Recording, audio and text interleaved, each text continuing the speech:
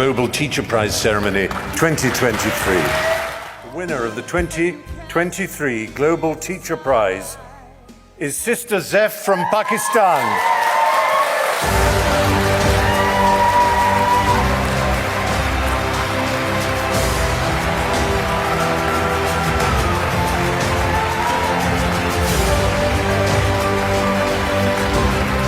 Teaching is not just a profession. It's a vocation, a calling to inspire, nurture, and empower the next generations. Let's work together to ensure that every child has the chance to learn, dream, and make a positive impact on our world. I'd like to leave you with the words of Mr. Sunny Vaki himself, the founder of the Global Teacher Prize. Whatever the question, sir, whatever the question, education is the answer. Thank you and good night. Thank you very much.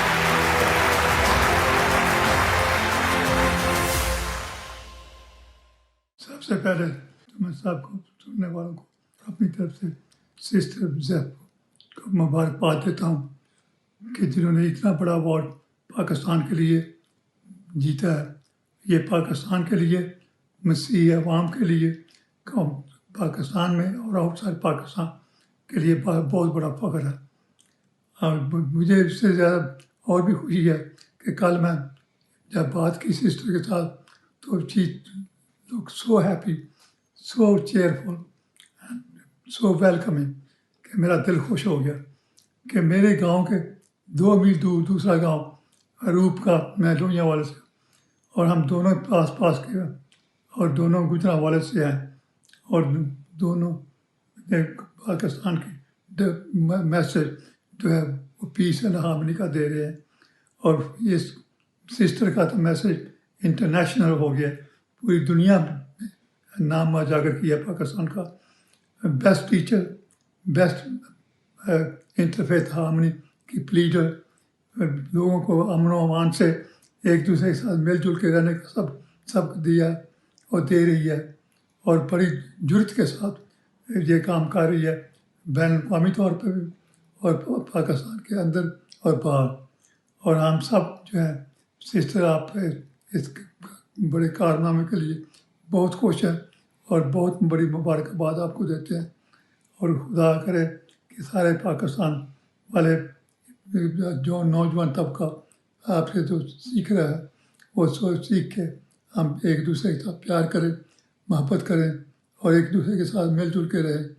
और यही पाकिस्तान के कायद का message था Mohammad Ali Jinnah founding father का। उसने कहा था कि तुम चर्च जाओ, मंदिर जाओ, मस्जिद जाओ। इसका ताल्लुक गवर्नमेंट या स्टेट के साथ नहीं है। इट इज़ इंडिविजुअल इनफरादी मामला है। मज़हब आपका इनफरादी है तो पाकिस्तान आपका है। आप सबसे पहले पाकिस्तानी हैं, फिर एनीथिंग एल्स। तो मैं समझता हूँ कि कायद का मैसेज हम सब के लिए है कि we should unite and fight for the evil जो हमें डिवाइड कर रहे हैं। तो उसी मैसेज को जो सिस्टर दे रही है इसको फॉलो करके पाकिस्तान को कायद के नक्शे कदम पर चलाएं। और सिस्टर मैं बड़ा खुश हूँ, वो हमारे जो मसीह वॉच कर रहे हैं इस प्रोग्राम को, वो सब बड़े खुश हैं कि आपने इतना बड़ा कारनामा किया कि आपके लिए हम दुआ करते हैं, आपको वो खुश आमद कहते हैं और very very proud of you. God bless you and may God help you to carry on serving the humanity, the people internationally and nationally and at home with the same vigor and devotion which you have been serving over many years. 13 साल की उम्र में sister ने बच्चों को मुफ्त पढ़ाना शुरू कर दिया अपने घर पे क्लासेस लगा। ये बहुत बड़ा काम था और सारी ज़िंदगी वुमेन्स एम्पावरमेंट के लिए, इक्वल राइट्स के लिए, स्टेटस के लिए काम किया और बड़ी यूनिक तरीके से किया। तो इसके लिए तो मैं तो बहुत बहुत खुश हूँ। तो तो मैं आज ये भी खुश हूँ कि जावेद साहब ने ये प्रोग्राम अरेंज किया और आपका इंटरव्यू लेके सबको इंट्रोड्यूस करा। तो मैं काज साहब से बात भी हुई है और खुदा आपको खुश रखे और मुबारक देता हूँ। खुदा हाफ़िज़। न्यूकासल क्रिश्चियन नेटवर्क NCN के प्रोग्राम सुनहरे लोग में सनसन जावेद और मारूफ एंकर जॉन बॉस्को साहब की जानब से तमाम देखने और सुनने वालों को खुशामदीद और खसूसन सिस्टर जैफ साहबा को खुशामदीद के साथ ढेरों मुबारकें और हमारी दुआएं इनके साथ हैं कि खुदा इनको मजीद तरक्की दे और तमाम पाकिस्तानी कम्युनिटी के लिए वो एक और फाल किरदार अदा कर सके। और नाज़रीन, इस खबर ने तमाम दुनिया और खसूसन पाकिस्तान मीडिया में हलचल मचा दी कि पाकिस्तान से तल्लक रखने वाली सिस्टर जैफ ने 2023 का ग्लोबल टीचर का अवार्ड जीत लिया। वाज़ेह रहे कि इससे पहले भी वो गोल्ड मेडल ले चुकी हैं। तो सिस्टर जैफ 10 लाख अमेरिकी डॉलर का इनाम हासिल करने वाली 8वीं उस्ताद हैं। उन्होंने न सिर्फ मसीहियों बल्कि पाकिस्तान भर का भी सर फख्र से बुलंद कर दिया। तमाम मीडिया ने बिला तफरीक इनकी खिदमात और ग्लोबल टीचर अवार्ड जीतने पर खराज तहसीन पेश किया। न्यूकासल क्रिश्चियन नेटवर्क उन्हें एक बार फिर दिल की गहराइयों से मुबारकबाद पेश करता है। बेशक इसमें दूसरी कोई राय नहीं कि कभी, आज भी है लेकिन कभी का लफ्ज थोड़ी देर बाद शायद समझ आ जाए हमारे नाज़रीन को कि कभी तालीम दुनिया और तालीम देना और तालीमी अदारे मसीहों का तुरा इम्तियाज रहा है। प्राइवेट तालीमी सेक्टर दुनिया में तेजी से तरक्की से बदलते हालात और सख्त मुकाबले में भी मसीही अदारों की मेहनत और बेमिसाल खिदमत को नज़रअंदाज नहीं किया जा सकता। स्कूल जब नेशनलाइज हुए तो मसीहों का तालीमी सिलसिला कुछ रुक गया और फिर बाद में काफ़ी अरसे बाद कुछ हलचल मची और बहुत सारी आज शिकवे शिकायतें भी हैं। उसकी वजह से खुदा का शुक्र है कि बहुत अच्छा इस वक्त हमारा इमेज है और इस इमेज को सिस्टर जैफ ने आगे बढ़ाया है और सोचें सारी बदल कर रख दी हैं हमारे लिए, बल्कि मसीह कम्युनिटी के लिए मॉरल को बुलंद करके वो तकलीदुल मसाल बन गए हैं। इस प्रोग्राम के मारूफ एंकर जॉन बॉस्को साहब जो बहुत सारे चैनल्स पर बड़ी अपनी खूबसूरत बातों से छाए हुए हैं और अपनी मसरूफियात के बावजूद उन्होंने आज वक्त निकाला, मैं उनका शुक्रिया अदा करते हुए माइक उनके हवाले करता हूं। थैंक यू जॉन बॉस्को साहब जी।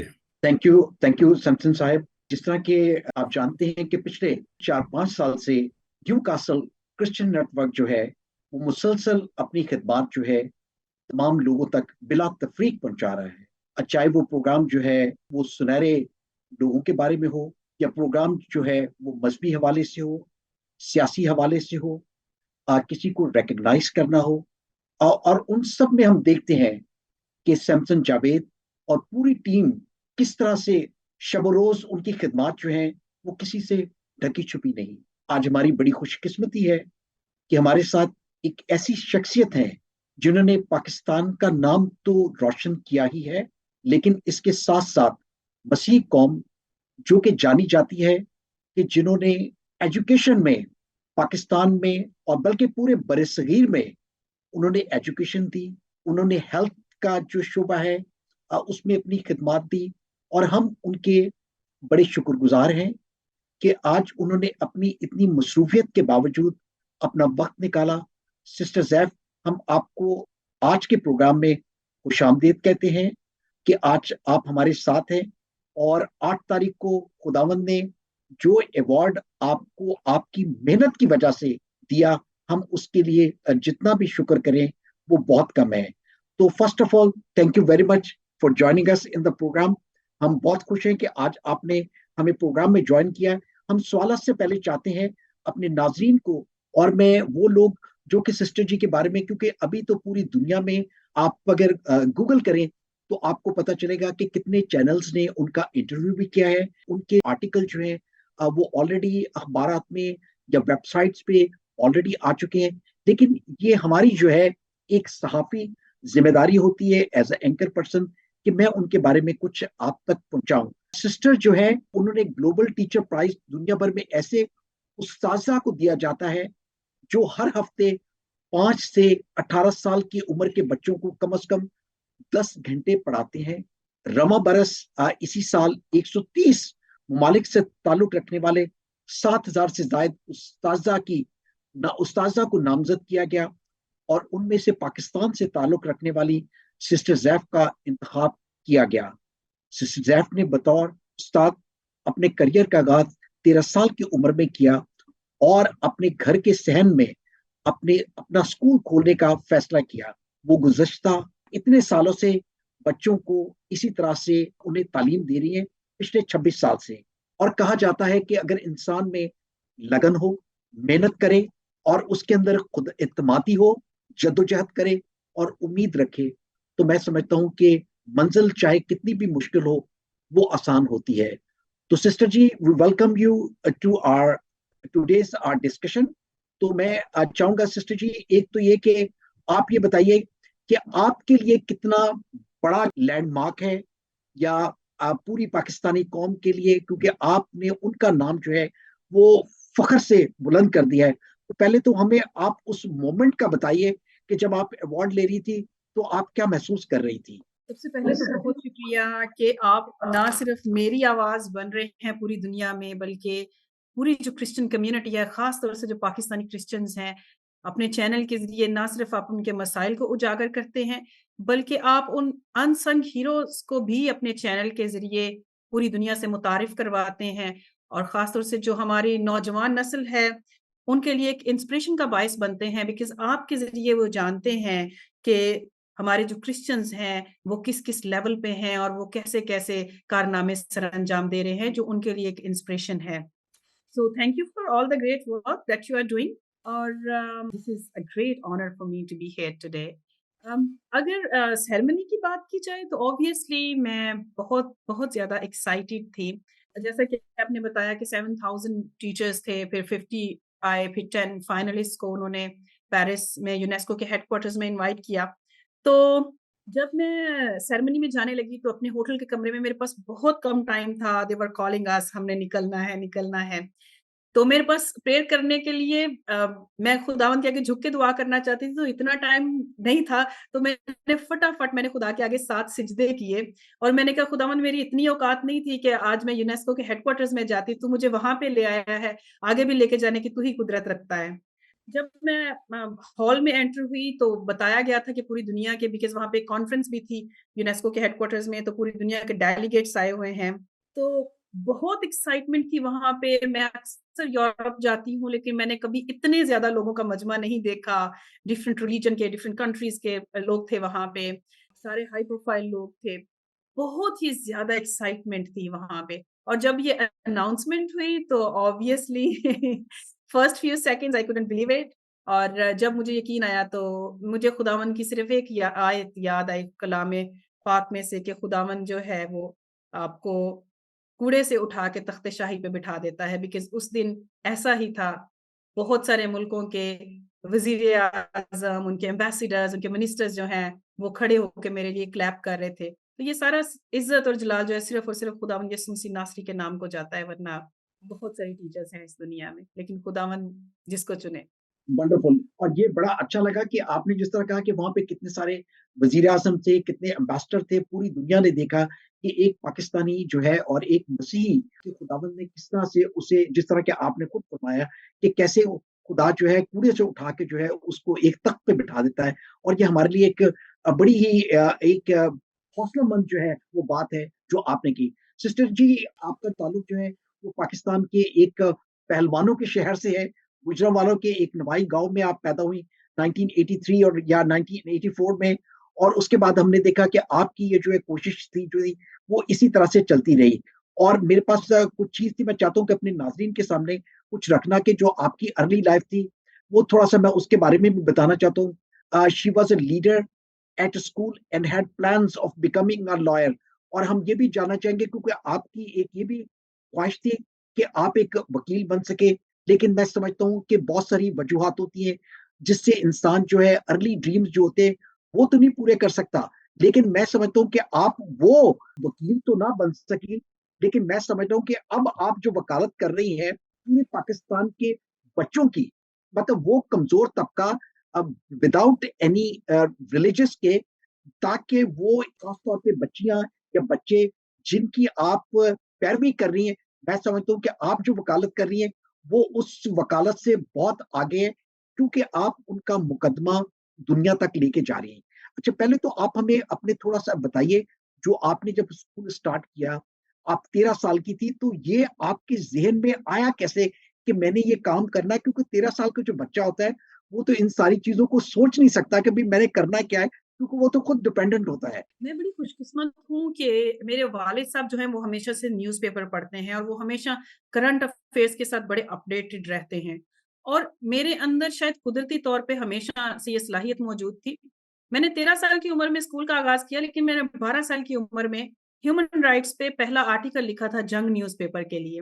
और मैं आइडियलाइज़ करती थी आसमा जहांगीर को और बेनज़ीर भुट्टो को।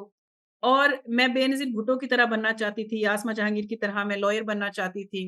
लेकिन कुछ हमारी इंस्पिरेशंस होती हैं, हम कुछ लोगों को फ़ॉलो करना चाहते हैं और कुछ हमारी कॉलिंग होती है। बिल्कुल और ठीक। जिसकी ज़िंदगी में खुदा कॉलिंग की उसको पहचान दे देता है, वही खुशकिस्मत होता है। तो मैं खुशकिस्मत हूँ, मैं ब्लेस्ड हूँ। स्कूल में मैं 7वीं क्लास में पढ़ती थी, तो बहुत सारी डिस्क्रिमिनेशन का मुझे सामना करना पड़ा और टीचर का रवैया जो है वो काफ़ी ज़्यादा ख़राब था। मुझे लगता था कि मेरी इज़्ज़त-ए-नफ़्स को बहुत ज़्यादा मजरूह किया जाता है, अगरचे तब मुझे इस टर्म का नहीं था पता, लेकिन वो बहुत एक मेंटल टॉर्चर था, फिज़िकल टॉर्चर भी बहुत था। तो 7th स्टैंडर्ड में एक दफ़ा मैंने ये डिसाइड किया कि अब मुझे किसी स्कूल में नहीं जाना, बिकॉज़ सारे स्कूल जो हैं वो अच्छे नहीं हैं। तो मैंने अपने घर के सहन में अपनी बहन के साथ और अपने 2-4 फ्रेंड्स के साथ मैंने खेलना शुरू किया और मेरे ज़हन में एक आइडिया आया, मैंने उनको बोला कि आपने रोज़ अपने घर में जाना है और सुबह आके आपने मेरे से क्वेश्चन्स करने हैं। तो वो मेरे से बड़ी अजीबो-गरीब किस्म के क्वेश्चन्स करते थे, आसमान पे सितारे कितने हैं, पहला दरवाज़ा किसने बनाया, दरख्त क्यों लगाते हैं, इस तरह की चीज़ें। बट उनके जो सवाल हैं, उन्होंने मुझे टीचर बनने में, एक लीडर बनने में बहुत हेल्प की, बिकॉज़ उनके सवालों के जवाब ढूँढने के लिए मैं न्यूज़पेपर्स पढ़ती थी, मैं किताबें ढूँढती थी। और फिर मेरे वालिद साहब दर्जी हैं, वर्किंग क्लास से बिलॉन्ग करती हूँ, हमारे पास फाइनेंशियल रिसोर्सेज़ तो नहीं थे। तो मैंने अपने अम्मी-अब्बू से चोरी हमसायों के घर में जाके मैंने कढ़ाई करना सीखा, सिल-सितारा करना सीखा, उसके ₹10 मुझे मिलते थे और मैं 3-4 शर्ट्स जो हैं वो डेली बना लेती थी। उस टाइम में मेरी कमर बहुत थक जाती थी, लेकिन मुझे ये था कि मुझे अपना फ्री स्कूल जो है इन पैसों के साथ रन करना है। 3 साल तक मैंने ऐसे ही स्कूल रन किया, मेरे पास 25 स्टूडेंट्स हो गए, मैंने लोगों के घरों में जाके कन्विंस करना शुरू किया। एजुकेशन उस वक़्त बहुत कम थी, शऊर बहुत कम था। बच्चों को मेरे पास इसलिए आना अच्छा लगता था बिकॉज़ मैं उनसे बहुत मोहब्बत करती थी। मैंने ये असूल रखा था कि मैंने किसी को डाँटना नहीं है, मैंने किसी किस्म का मज़हबी ताज्जुब जो है उसका मुज़ाहिरा नहीं करना। तो सारे बच्चे जो हैं उनको अच्छा लगता था। जब मैंने मैट्रिक किया सन 2000 में as a private student, because उसके बाद फिर मैं कभी किसी स्कूल, कॉलेज, यूनिवर्सिटी नहीं गई, ना ही मैंने कोई ट्यूशन ली, मैंने खुद को खुद ही मैं पढ़ाती थी, एग्ज़ाम्स के लिए तैयारी करती थी और मैं पेपर दे देती थी और मैं पास हो जाती थी। इस तरह से मैंने डबल एमए किया। तो जैसे मेरी तालीम बढ़ती जा रही थी, जॉब अच्छी मिलती जा रही थी, अच्छी जॉब मिलती थी, तो स्कूल का थोड़ा मयार बेहतर हो जाता था, मैं बच्चों को ज़्यादा सहूलियत दे देती थी। लेकिन फिर 2008 में मुझे पीटीसीएल में बहुत अच्छी जॉब मिल गई, बीए करने के बाद। वहाँ से मैंने इंटरनेट जॉइन किया और तब फिर ट्रांसफ़ॉर्मेशन जो है उसका आगाज़ हुआ। अच्छा, ये ट्रांसफॉर्मेशन का जो आगाज़ हुआ, ज़ाहिर-सी बात है कि जब वो कहते हैं ना कि जब बच्चे के दाँत निकलते हैं, तो उसे बड़ी तकलीफ़ होती है। इसी तरह से हम कोई भी प्रोजेक्ट स्टार्ट करते हैं, तो हमें बहुत सारे जो होते हैं चैलेंजेज़ होते हैं। पहले तो मुझे पता है, क्योंकि ज़ाहिर-सी बात है, मेरा ताल्लुक पाकिस्तान से, गो कि मैं I was brought up and educated इन कराची, क्योंकि कराची एक मेट्रोपॉलिटन सिटी है। अच्छा, वो उसका उसका जो रवैये हैं लोगों के, वो थोड़े-से डिफरेंट है, जो कि पंजाब या गाँव के होते हैं। तो मुझे पता है कि जिस तरह के आपने खुद बताया कि डिस्क्रिमिनेशन का भी सामना जी। करना पड़ा, लेकिन जब आपने बच्चों को या बच्चियों को जब अपने घरों पे बुलवाना शुरू किया, स्कूल में बुलाना शुरू किया, तो जो कि दूसरे मज़ाहिब से जिनका ताल्लुक था, उसके लिए आपको क्या क्या कुछ चैलेंजेस हुए? किस तरह लोगों ने अपनी बच्चों को आमादगी ज़ाहिर की ताकि आपके वो स्कूल में आ सकें?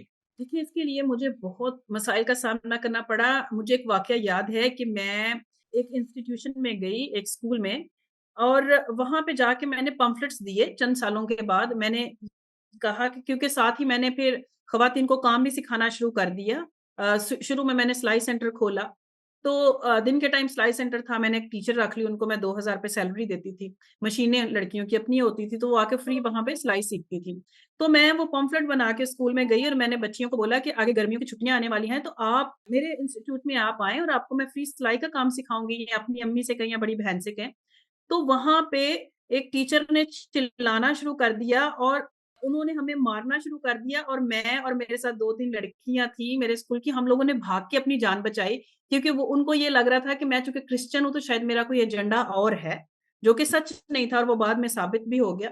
और ये तो एक बहुत छोटी-सी मिसाल है, इससे भी आप सोच भी नहीं सकते कि किस-किस तरह की चीज़ें हुई, लेकिन अभी मैं उनका ज़िक्र इसलिए नहीं करना चाहती हूँ बिकॉज़ मैं चाहती हूँ कि हम सब एज़ ए कौम बिल्कुल जो ठीक है है। इसको बस और सेलिब्रेट करें। और आपने हाँ जी। बिल्कुल ठीक कहा कि हम नहीं चाहते कि जिस जगह पे हमने देखा कि इतनी आपको पिज़रियाई मिली कि पूरी दुनिया ने आपकी तकरीब थी जिसमें आपको अवार्ड दिया गया।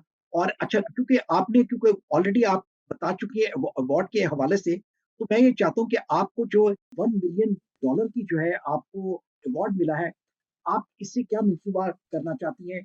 एजुकेशन को के पर्पज़ के लिए रखना चाहती हैं या कुछ और प्रोजेक्ट्स के लिए इस्तेमाल करेंगी, या क्या कुछ करना चाहती हैं आप इससे? पहली बात तो ये है कि जो प्राइज़ मनी है, अभी तक मुझे वो पैसे नहीं मिले, और सेकंड वो पैसे मुझे मिलेंगे तकरीबन 15 सालों में, ओके, इंस्टॉलमेंट्स में, बिकॉज़ यू नो ये एक एनजीओ है, तो वो फिर चेक करेंगे कि मैं किस तरह से काम कर रही हूँ।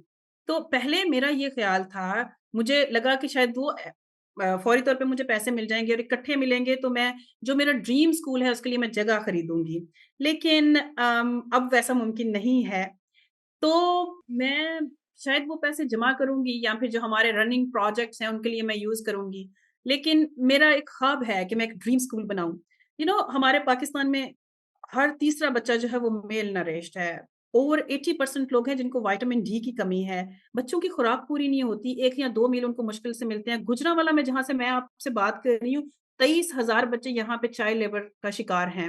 मैं इस तरह के बच्चों के लिए वो स्कूल बनाना चाहती हूँ। मैं चाहती हूँ हम पूरे मुल्क से बच्चों को लेके आएँ, गरीब-तरीन बच्चों को लेके आएँ, उनको आला एजुकेशन दें, उनको आला खुराक दें, ताकि उनका आईक्यू लेवल जो है वो बढ़े।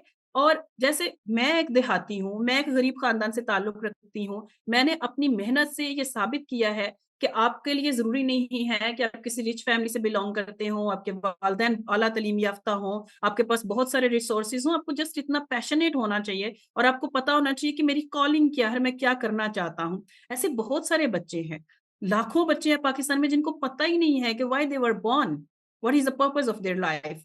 तो उनको मैं पहचान देना चाहती हूँ, और आप सोचें कि अगर 2000 बच्चे जो हैं उनमें से 500 बच्चे भी सिस्टर ज़ैफ़ की तरह डिटरमिन्ड हो जाएँ किसी पॉज़िटिव काम में, तो हमारा मुल्क जो है वो कितनी तरक्की कर सकता है। अच्छा, जिस तरह कि मैंने अपने इंट्रोडक्शन में कहा था कि इंसान के अंदर जद्दोजहद हो और उसके अंदर उम्मीद तो मैं आपको ये बताऊँ कि ये जो आपने उम्मीद रखी है, ये जो आपकी जद्दोजहद है, हो सकता है कि आपको वो पैसे जो कि यूनेस्को ने कमिट किए, शायद वो 15 साल में आए, लेकिन मुझे यकीन है कि इस प्रोग्राम के तवज्जुह से वो लोग जो कि इस प्रोग्राम को देखेंगे, हो सकता है कि पाकिस्तान की जो हुकूमत है, वो ये फैसला कर ले कि शायद नहीं, बल्कि मुझे पूरा यकीन है कि कोई ड्रीम स्कूल जो है आप बना सकें। अच्छा, क्योंकि हम चाहते थे कि I am very thankful to brother Samson कि मैंने उनको एक चीज़ शेयर की। मैंने कहा कि ब्रदर सैमसन, क्योंकि सिस्टर ज़ेफ जो है इस टाइम लाइट पे हैं, हर आदमी चाहता है कि उनसे बात करना, तो हम ये करते हैं कि उनके कुछ ना कुछ क्वेश्चन जो है, लोगों के क्वेश्चन जो है वो लेते हैं। अच्छा, कि जिस जगह से आप हैं गुजरांवाला से, हमारे एक बहुत ही प्यारे भाई हैं यहाँ पे, बिशप यूसुफ भिंदर उनका नाम है। Bishop Yusuf builder UK Nadeem से यूसुफ हैं। भिंडर। यूके से हैं। उन्होंने हमें सवाल ये भेजा था कि क्या आपको वहाँ की कोई जो है बड़ी शख्सियत, जिसमें डिप्टी कमिश्नर या पुलिस के अफसरान या कोई ऐसी सियासी शख्सियात जिन्होंने आपके साथ कोई अभी तक राब्ता किया हो उस इलाके से, और कोई पिज़रियाई हुई हो, कोई अचीवमेंट के बारे में बात की हो, अभी तक उन तक ये खबरें पहुंची है, कुछ आप हमारे नाज़रीन के सामने कुछ शेयर करना चाहें? गवर्नमेंट लेवल से मुझे एक प्रोग्राम पे इनवाइट किया गया है और वहाँ पे वो मुझे इसके लिए ऑनर करना चाहते हैं। आई थिंक ये federal education and skills development हमारी फेडरल मिनिस्ट्री है, उन्होंने मुझे बुलाया है। इसके अलावा अभी कोई मुझे किसी तरफ से कोई राब्ता नहीं किया गया। अभी तक मीडिया जो है वहाँ से बहुत ज़्यादा हुआ है। मीडिया ने बहुत इस चीज़ को किया है, मतलब हर रोज़ ही बहुत कोई 10-15 टीवी चैनल्स आते हैं, तो हमारा जो नेशनल मीडिया है, उसने इसको बहुत ज़्यादा प्रमोट किया है। तो मैं उम्मीद करती हूँ कि बहुत जल्दी वज़ीर-ए-आज़म साहब जो हैं, वो भी मेरे साथ राब्ता करेंगे और वो कहेंगे कि सिस्टर ज़ैफ़, हम ये चाहते हैं कि हम आपको ये जगह दें और आप उस पे अपना ड्रीम स्कूल जो है वो तामीर करें। पाकिस्तान से दिलनाज रॉबर्ट, जो कि टीचर है, बेकन हाउस स्कूल में, गुजरांवाला से उनका ताल्लुक है। तो उन्होंने पहले तो आपकी सारी जितनी भी तगोदौर है, जितनी भी आपकी मेहनत है, उसे सराहा है, और उनका सवाल ये है कि आपकी कोई ऐसी ख्वाहिश जो अपनी कौम की बेटियों की तरक्की के लिए आप करना चाहती हो, मगर अब तक नहीं कर सकी? वैसे तो आपने कुछ ना कुछ चीज़ें बताई हैं, लेकिन मैं चाहूँगा कि प्लीज़ इसको ज़रा रिप्लाई कर दें। अपनी जो कौम की बच्चियाँ हैं, उनके लिए एक तो मैं संडे स्कूल चला रही हूँ काफ़ी सारे देहातों में। दूसरा, मैंने पिछले 1 साल से डिसाइपलशिप प्रोग्राम शुरू किया हुआ है अपने चर्च के साथ। हम 21 बच्चियों को पिछले 1 साल से पाकिस्तान पार्टनरशिप इनिशिएटिव ऑर्गेनाइज़ेशन है, उनके ताउन से ट्रेनिंग दे रहे हैं। लेकिन मैं यहाँ तक सिर्फ़ नहीं रहना चाहती। हुँ, मज़हबी एजुकेशन के साथ मैं उनको फॉर्मल एजुकेशन भी देना चाहती हूँ। मैं चाहती हूँ, आप देखिए, हमारी जो क्रिश्चियन बच्चियाँ हैं, इनका बहुत ज़्यादा अहम रोल रहा है हेल्थ सेक्टर में, और मैं ये चाहती हूँ कि अब फिर हमारा 5% कोटा है माइनॉरिटीज़ का जॉब्स के लिए, हमारा वो कोटा कभी पूरा ही नहीं होता बिकॉज़ हमारी बच्चियाँ जो हैं वो हायर एजुकेशन तक नहीं जाती। तो मैं चाहती हूँ कि ज़्यादा जो लड़कियाँ हैं वो हायर एजुकेशन में जाएँ, बिकॉज़ जब माएँ, हम सब जानते हैं कि तालीम याफ़्ता होंगी, तो हमारी जो आइंदा आने वाली नस्ल है वो फिर और डिफरेंट लेवल पे वो होगी। तो मेरा यही ख्वाब है कि जो क्रिश्चियन बच्चियाँ हैं, जो बेटियाँ हैं, जो नौजवान लड़कियाँ हैं, उनको एजुकेशन दी जाए, उनको हायर एजुकेशन में लेके आया जाए, बिकॉज़ माइनॉरिटीज़ का, क्रिश्चियंस का जो हायर एजुकेशन में रेशियो है, वो बहुत ज़्यादा कम है। अलार्मिंग आपने हद तक कम है। आपने बिल्कुल ठीक कहा था कि अगर माएँ तालीम याफ़्ता होंगी, और तालीम जो है इंसान को एक शऊर देती है, तो जिस जगह पे मैं और सैमसन भाई बैठे हैं, यहाँ पे हमारे एक प्राइम मिनिस्टर होते थे, उनका नाम था विंस्टन चर्चिल, जिन्हें पूरी दुनिया जानती है। उनका एक कोट है, उन्होंने कहा था, "give me a good mother and I will give you a good nation." तो यही होता है कि हाँ आप जी। अगर एक अच्छी माँ देंगे, तो मैं आपको एक अच्छी कौम दूँगा। तो कौम जो होती है वो माँ से होती है, और आपने बिल्कुल ठीक कहा, आज की ये जो बच्चियाँ हैं, जब ये कल को तालीम याफ़्ता हो जाएँगी, तो वो आप एक पूरे माशरे को जो है एक तब्दील कर देंगे।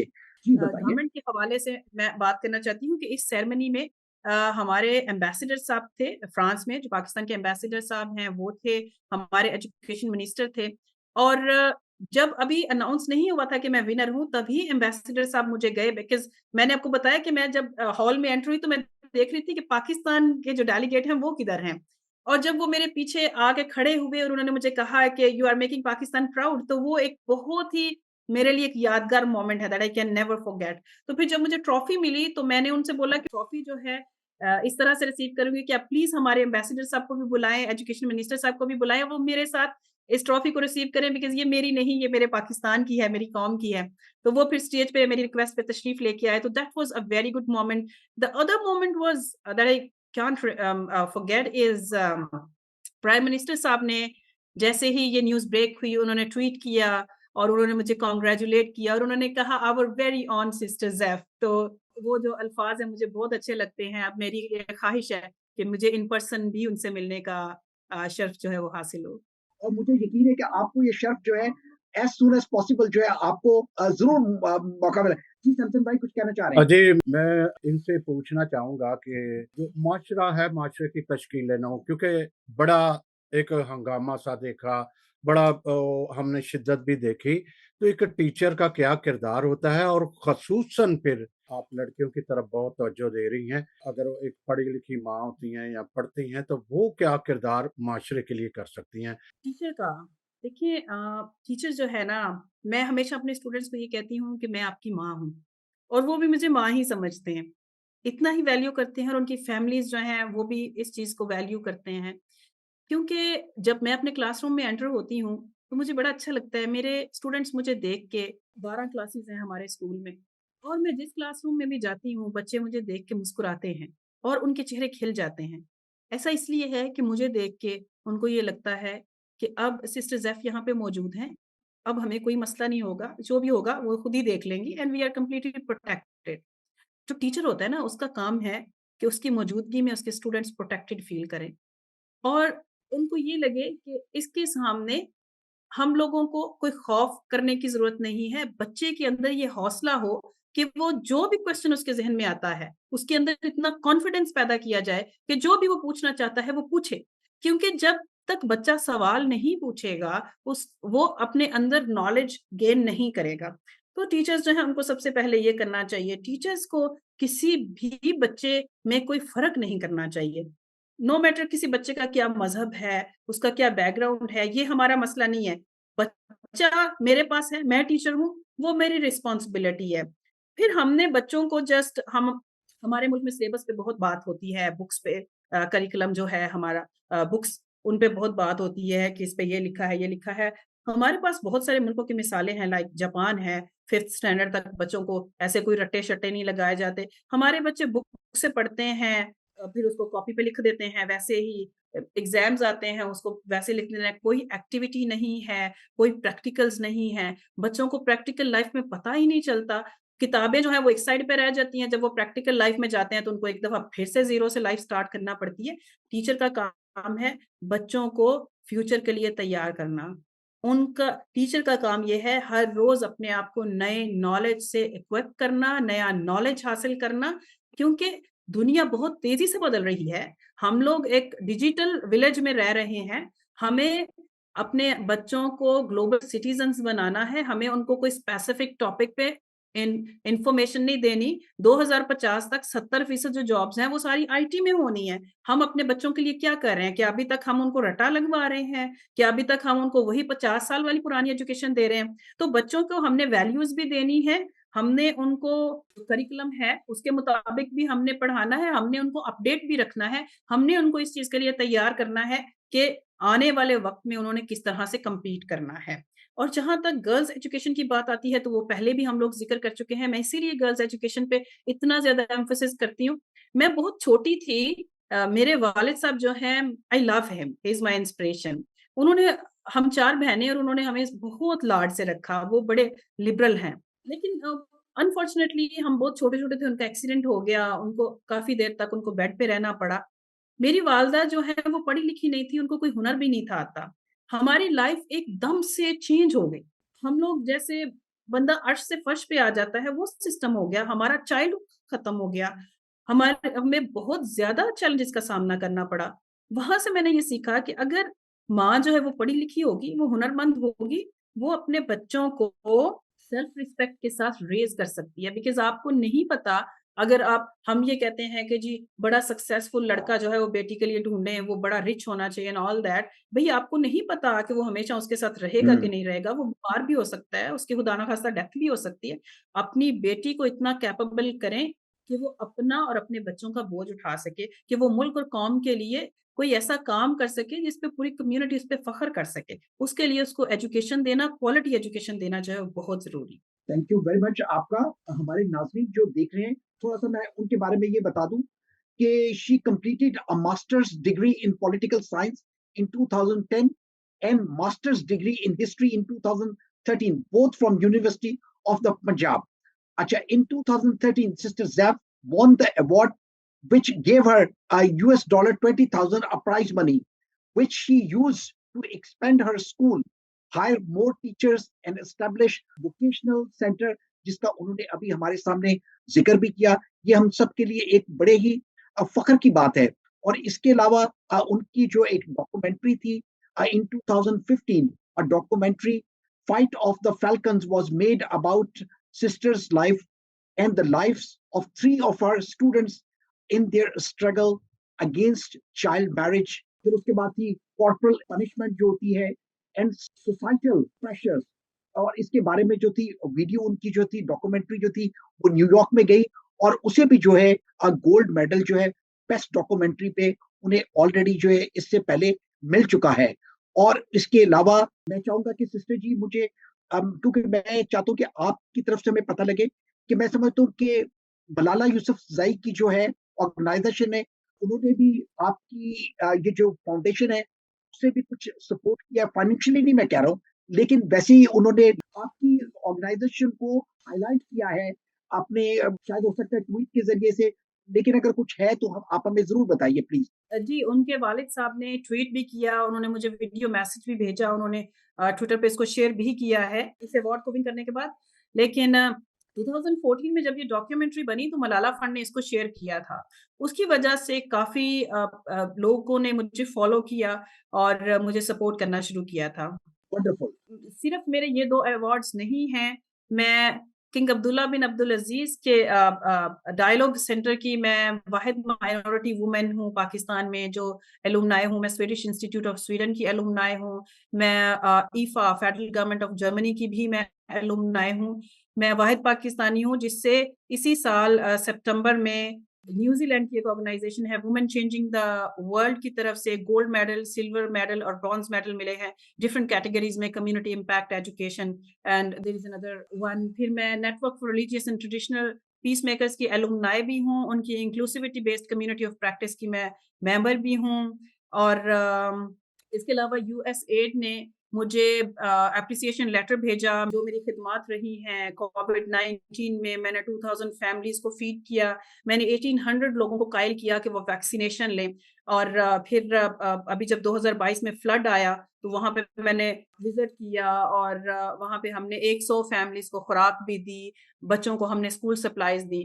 और हमारे पास बहुत सारी बेवा खवातीन हैं जिनके हमने राशन लगाए हुए हैं, मंथली उनका खर्चा लगाया हुआ है। फिर हमारे पास यतीम बच्चे हैं जिनका 100% हम ही उनको फैसिलिटेट करते हैं एसबी फाउंडेशन के प्लेटफॉर्म से। फिर आपको मैंने बताया कि संडे स्कूल्स भी हैं, डिसाइपलशिप प्रोग्राम भी कर रहे हैं। So this is not just teaching, there are different projects which you are running. हाँ जी, देयर आर मेनी अच्छा, projects. We have another question जो मैं चाहता हूँ कि हमारे चैनल के वाइस चेयरमैन है एनसीएन नेटवर्क के जावेद भट्टी साहब, उन्होंने कहा है कि आप मजीद लड़कियों के लिए क्या करना चाहती हैं, वो तो खैर आपने हमें बड़ी तफसील से बता दिया है, और उन्होंने लिखा है और टीचर को क्या मशवरा देंगी। अच्छा, ये एक सजेशन होगी जो आपकी तरफ से टीचर्स के लिए एक इंकरेजमेंट भी हो सकती है, और फिर उसके साथ ही जाहिर सी बात है अब आप इस तरह से हाईलाइट हुई हैं आपके काम की वजह से, और यकीनन आपको बहुत सारी ऐसी यूनिवर्सिटीज भी होंगी जो कि आपको खुसूसी तौर पे डॉक्टरेट की डिग्री भी जो है वो पेश करेंगी, और हमारी बड़ी ख्वाहिश है कि आने वाले दिनों में ये सारी चीजें आप अचीव कर सकें।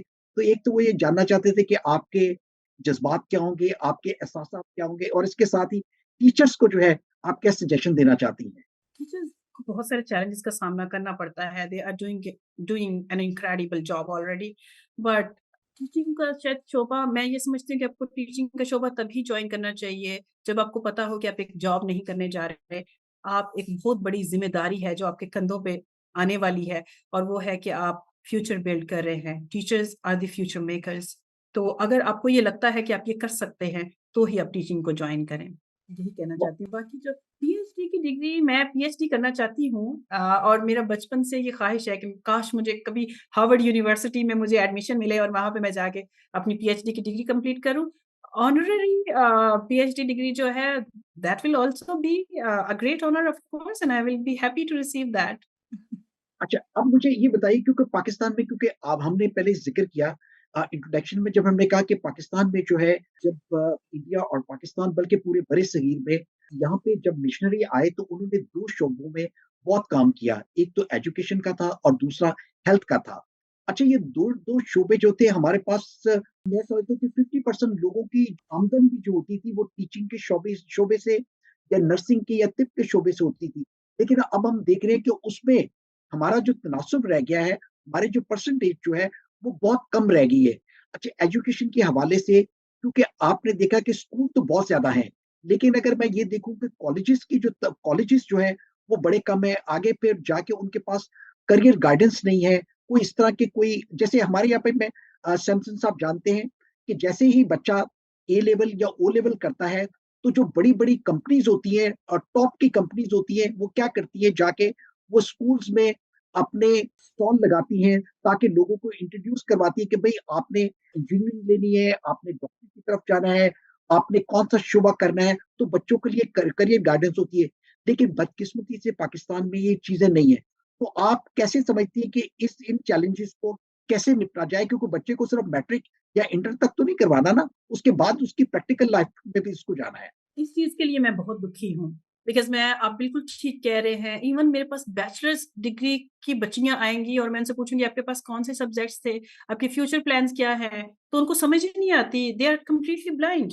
उनको बस ये पता है कि एक डिग्री ले ली एंड दैट्स ऑल, और उसके बाद वो जॉब ढूँढ रही है, उनको ये भी नहीं पता कि उन्होंने कौन से सेक्टर में जाना है। ये एक काफ़ी तकलीफ़देह चीज़ है, क्योंकि ऑलरेडी हमारे जो नौजवान हैं वो कॉलेज लेवल तक जाना जो है 87% जो हमारे स्कूल गोइंग बच्चे हैं, उनमें से 87% तो बच्चियाँ जो हैं वो 9th स्टैंडर्ड से पहले ही छोड़ देती हैं, सिर्फ 13% जो है वो अपनी मैट्रिक कंप्लीट कर पाती हैं। तो स्कूल्स के अंदर इस चीज़ को इम्प्लीमेंट करना बहुत ज़रूरी है कि जैसे ही आपका बच्चा 8th स्टैंडर्ड में जाता है, तो आप उसको करियर काउंसलिंग देना शुरू कर दें, ताकि उसको पता हो कि उसने अपना मैट्रिक जो है वो किस सब्जेक्ट में उसने कंप्लीट करना है। मैं अपने स्कूल में ये कर रही हूँ, career counselling is the key. बच्चों को बताएँ तो सही कि उनके पास कौन-कौन से ऑप्शंस हैं। तो अगर ये हो तो फिर स्कूल्स के अंदर ही होना चाहिए, शायद स्कूल के अंदर कोई किसी एक टीचर को ट्रेनिंग देनी चाहिए, जो बच्चों को करियर काउंसलिंग के बारे में बताए। बाकी ये है कि हमारे बच्चों के अंदर इतना भी ये भी शऊर पैदा करने की ज़रूरत है कि वो इंटरनेट से हेल्प लें। मेरे मेरे जो टीचर हैं वो गूगल साहब हैं, उसके अलावा कोई टीचर नहीं है आफ्टर 7th स्टैंडर्ड, तो मैंने गूगल मैं से ही हमेशा सीखा। मैं समझता हूँ कि आप बड़ी लकी हैं कि जिस एरा में आप पैदा हुई हैं और उसमें आके जो टेक्नोलॉजी है, उसने अपने आप को बहुत, टेक्नोलॉजी से लोग बहुत सारी मदद ले रहे हैं, जिस तरह कि आपने कहा कि गूगल से। अब मैं, क्योंकि अब हमारे पास वक़्त की कमी है, आज मैं चाहूँगा कि 1-2 सवालों में हम अपने प्रोग्राम को जो है वो इख्तिताम की तरफ भी लेके चलें। ये मुझे बताइए कि आने वाले दिनों में, ज़ाहिर-सी बात है कि जिस मुल्क में हम रहते हैं, ये कोई सियासी क्वेश्चन नहीं मैं कर रहा हूँ, लेकिन ज़ाहिर-सी बात है कि हम देख रहे हैं कि महँगाई जो है वो बहुत ज़्यादा बढ़ती जा रही है। इसी तरह से स्कूल की जो फीसेस जो है वो बहुत ज़्यादा है। प्राइवेट स्कूल को जो है एक गरीब कौम जो है वो उसके लिए अफ़ोर्ड करना बड़ा मुश्किल है। हुकूमत से एज़ ए टीचर और जिसने इतनी जदोजहद की हो, हुकूमत को अगर मैं चाहूँ कि हुकूमत के लिए एक पैगाम देना, तो क्या पैगाम होगा आपकी तरफ से? ऑब्वियसली हुकूमत को सबसे पहले तो इस चीज़ को इम्प्लीमेंट करने की ज़रूरत है, बिकॉज़ ये पाकिस्तान की कॉन्स्टिट्यूशन में है कि 5 से 16 साल तक की उम्र के बच्चे जो हैं वो लाज़मी स्कूल जाएँगे, इस चीज़ को इंश्योर किया जाएगा और उनको फ्री एजुकेशन दी जाएगी। हुकूमत को इसको इम्प्लीमेंट करने की ज़रूरत है। और अब यहाँ पे हमारी चूँकि हुकूमत को बहुत सारे मसाइल का सामना है, तो मैं ये समझती हूँ कि ये सिर्फ़ हुकूमत का काम नहीं है, ये हर बाशऊर, हर पढ़े-लिखे इंसान का भी काम है कि हम अपनी हुकूमत को सपोर्ट करें और एज़ ए नेशन हम लोग काम करें और हम मिल के इंश्योर करें कि हमारे सारे बच्चे जो हैं वो स्कूल में आएँ। लेकिन ऑब्वियसली गवर्नमेंट का रोल जो है वो इसमें सबसे ज़्यादा अहम है। 1 या 2 प्रोजेक्ट ऐसे बताइए जो आप समझती हैं कि अगर हम इसके साथ-साथ ही देखिए, हम एक बात करते हैं कि एक एकेडमिक क्वालिफिकेशन होती है, एजुकेशन होती है, जिसे हम कहते हैं कि जी किसी ने क्यों मैट्रिक किया। अच्छा, हम देखते हैं कि जिस जगह पे हम रहते हैं, यहाँ पे टेक्निकल जो एजुकेशन है इसकी भी बड़ी बहुत ज़्यादा डिमांड होती है। तो पाकिस्तान में हमने देखा है कि टेक्निकल एजुकेशन अगर किसी ने करनी हो, तो उसे कोई, जैसे कोई इंजीनियरिंग की तरफ जाना है या कुछ ऐसे शोबों की तरफ जाना है जिसमें एक गरीब का जो बच्चा होता है उसके लिए काफ़ी मसाइल होते हैं। और अगर आप ये समझती हैं कि कोई टेक्निकल एजुकेशन की तरफ लड़कियों को लेके जाना चाहिए, तो वो अब हम ये नहीं चाहते ना कि सारी ज़िंदगी हमारी जो बच्चियाँ जो है वो एम्ब्रॉयडरी की तरफ जाएँ या सिलाई-कढ़ाई की तरफ जाएँ। कौन से ऐसे शोबे हैं जो कि वो नौजवानों के साथ इसी तरह से, जो ख़वातीन जो है वो भी उसी तरह से वो कुछ भी सीख सके। वो कौन से ऐसे शोबे जिस पे गवर्नमेंट को जो है या जो प्राइवेट इदारे हैं उन्हें भी कॉन्संट्रेट करने की ज़रूरत है? मैं आपकी इस बात से बहुत ज़्यादा एग्री करती हूँ। सिलाई-कढ़ाई का काम जो है ऑब्वियसली अब हमें उस तक लिमिटेड रहने की ज़रूरत नहीं है, बिकॉज़ जैसे आपने पहले बोला कि महँगाई बहुत बढ़ गई है, तो अब हर फैमिली मेंबर जो है उसको अपना कुछ ना कुछ कंट्रीब्यूशन करने की ज़रूरत है, जो भी आपके एक्सपेंसेस हैं इसमें।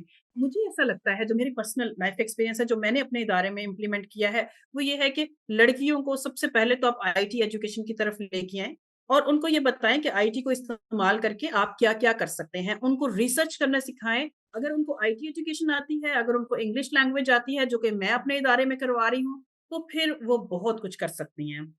बिकॉज़ इंटरनेट जो है, वो आपको जैसे घर बैठे लड़कियाँ जो हैं, वो वेब डिज़ाइनिंग सीख सकती हैं, अपना यूट्यूब चैनल बना सकती हैं। कुछ लोग जो है, वो अपना फेस नहीं दिखाना चाहते, आप सिर्फ़ अपनी वॉइस को यूज़ करके भी आप अर्न कर सकते हैं। आप आर्टिकल्स लिखना शुरू कर सकते हैं, आप स्टोरी टेलिंग का काम कर सकते हैं। बहुत सारी चीज़ें हैं, जो की जा सकती हैं। अगर आप एक छोटा-सा बिज़नेस स्टार्ट करना चाहते हैं, आप ऑनलाइन जाएँ, फेसबुक पे जाएँ, सोशल मीडिया चैनल्स को यूज़ करें और अपने बिज़नेस को आप प्रमोट करना शुरू कर दें। तो ये वाली जो चीज़ें हैं वो नौजवान लड़कियों को बताने की ज़रूरत है। मैं तो बल्कि ये कहती हूँ कि आप जॉब ना करें, आप अपने छोटे-छोटे बिज़नेसेस आप स्टार्ट करें ताकि आप इंडिपेंडेंटली काम करें, आप किसी के मुलाज़िम ना हों, आप अपनी मर्ज़ी के मुताबिक ज़िंदगी जी सकें। तो हमें अपनी नौजवान लड़कियाँ हैं या लड़के हैं, उनको इस चीज़ की तरफ लेके आने की ज़रूरत है if you really want to make a progress. हमने देखा कि पिछली जो हुकूमत थी और बल्कि हम पिछले 76 ईयर्स से हम ये देख रहे हैं कि पाकिस्तान जो है एक तज़ब्ज़ब में है कि हमारा मीडियम क्या होना चाहिए।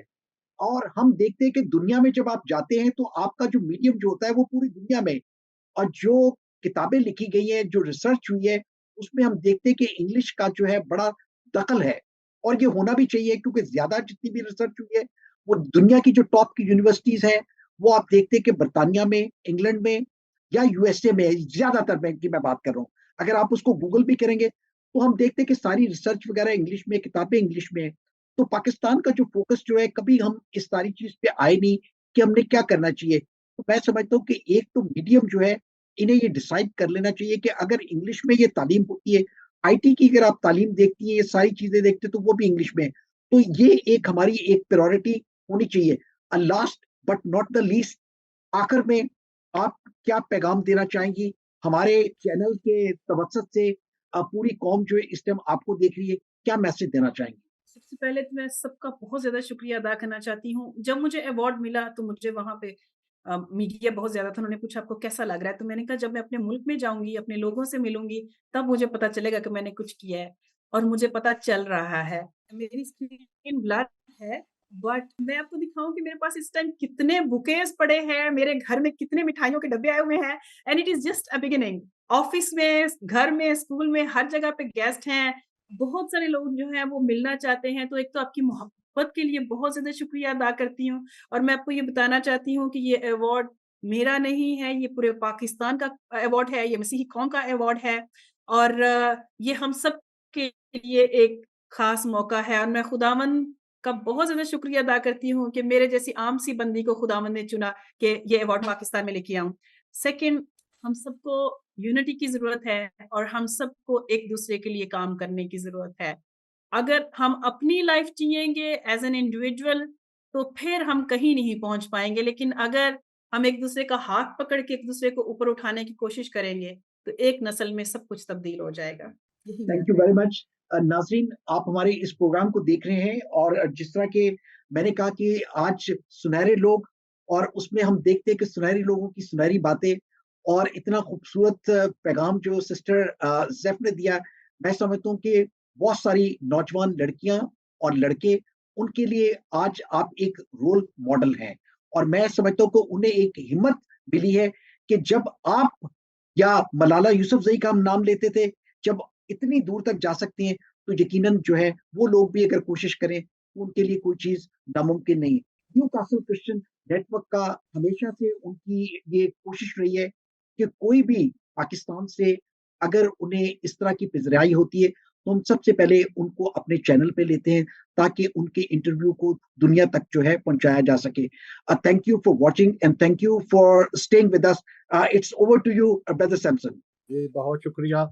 और नाज़रीन, मैं जैसे कह सकता हूँ, अब क्या कहूँ कि ऐसे जज़्बात हैं कि एक ख़तून में अनगिनत खूबियाँ और अनगिनत खूबियों की वजह से आज अपना आप मनवा लिया और हमारे चैनल के लिए भी ये फ़ख्र का बायस है। और सिस्टर ज़ैफ़, जब मैंने सोचा आपके इंटरव्यू ले के लिए, तो अब मैं खुद भी करता हूँ, लेकिन मैंने ये कोशिश की कि आपके साथ दी बेस्ट हमारे यूके का हमारा साथी जो है आपका इंटरव्यू करे, और उन्होंने बहुत खूबसूरती से इंटरव्यू किया, आपके साथ गुफ्तगू की।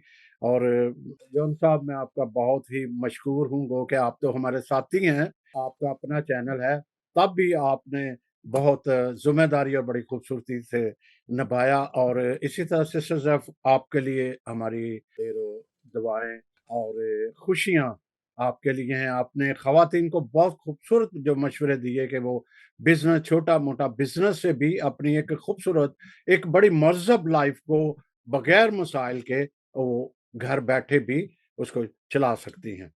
तो बहुत शुक्रिया नाज़रीन, आपको हमारी सारी गुफ्तगू बहुत यकीनन पसंद आई होगी, और हमारे लिए फ़ख्र है, मैं फिर कहूँगा हमारे लिए एक बहुत बड़ा फ़ख्र सिस्टर ज़ैफ हैं, किसी भी बड़े नाम से कम नहीं, हम फ़ख्र से कहेंगे। तो जॉन साहब, आप भी कुछ वाइंड अप कीजिए और मैं इजाज़त लेते हैं। मैं इस तरह जी। से मैं कहूँगा कि जो ख्वाब आपने देखे थे, खुदा करे पाकिस्तान की हुकूमत करे, दुनिया के वो इदारे हैं जिन्होंने कमिटमेंट की है, वो आपके उन ड्रीम्स को जो है वो पूरा करें, और हमारी खुशकिस्मती होगी कि हम आपसे जो है दोबारा मुलाकात कर सकें। और मैं एक बार फिर कहूँगा कि आपने छोटे ख्वाबों से अपनी जद्दोजहद को शुरू किया था, और खुदा ने आपके इतने बड़े-बड़े जो ख्वाब थे, उन्हें भी पूरा किया। और जो भी आपके ड्रीम्स हों, जो भी आपके प्रोजेक्ट्स हों, खुदावंद उनको जल्द से जल्द पूरा करे। और इसी तरह से हम एक बार फिर आपको अपने प्रोग्राम में दावत दे सकें, ताकि आप आएँ और नाज़रीन के सामने अपने ख़्यालात का इज़हार कर सकें। And once again congratulation, not from me और from brother Samson, but from all over the world. Thank you very much for staying with Thank us. you so much. Thank you.